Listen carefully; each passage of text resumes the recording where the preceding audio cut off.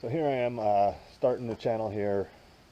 Just got myself a 1970 Triumph Spitfire, which is right over here. It's a Frankenstein, got an engine out of a 1978, had a couple of things changed on it. I just put a new distributor in it myself, Petronic flamethrower. Take you around, show you around a little bit, give you an idea what we're doing here. Got a box full of junk. I'm still in the process of working on some stuff. It's got what looks like Mazda Miata seats in it. Interior is a cloth carpet kit, which I'm not thrilled with. I may change sooner or later, but it looks nice and clean for now. Steering wheel is pretty old and needs to be redone or replaced. The dash is going to come out and get redone at some point. But overall, it's been it's been restored halfway decent. Not terrible. Needs a few things here and there, but pretty clean, pretty decent looking car overall. Let's pop the hood. I'll show you what we did here.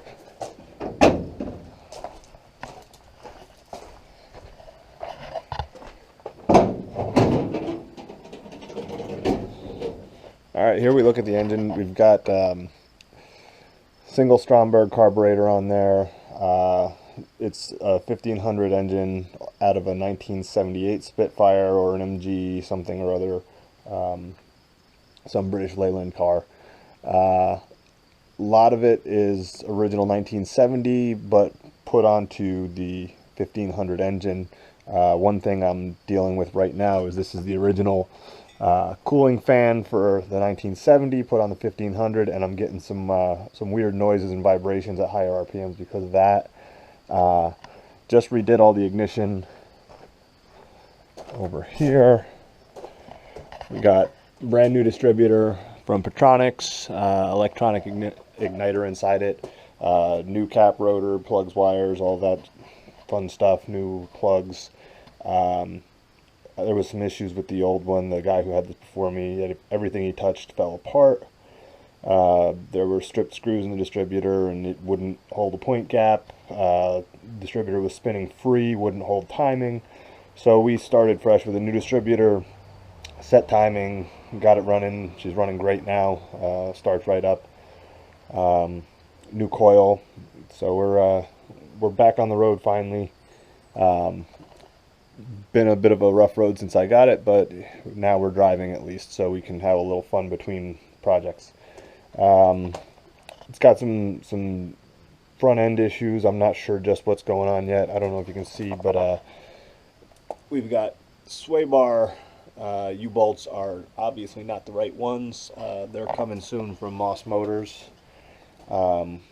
This thing's all over the road when you drive it, so I'm thinking that has something to do with it.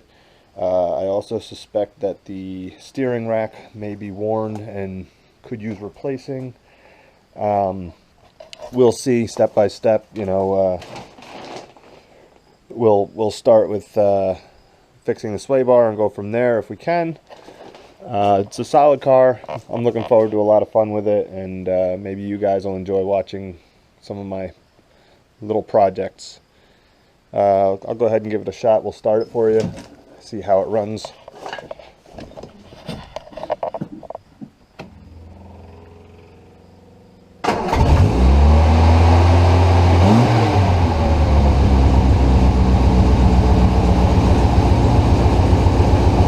Got a little bit of a high idle issue.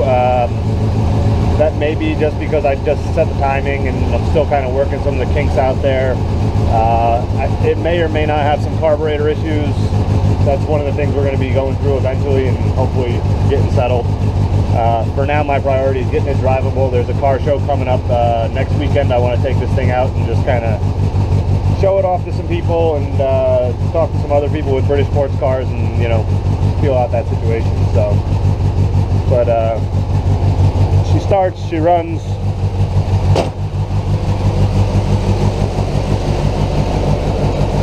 So far, looks like we might have some fun with it. This is the car. This is my project. We're going to see what comes next as we get to it. For now, this is just an introduction, and hopefully see a lot more of me.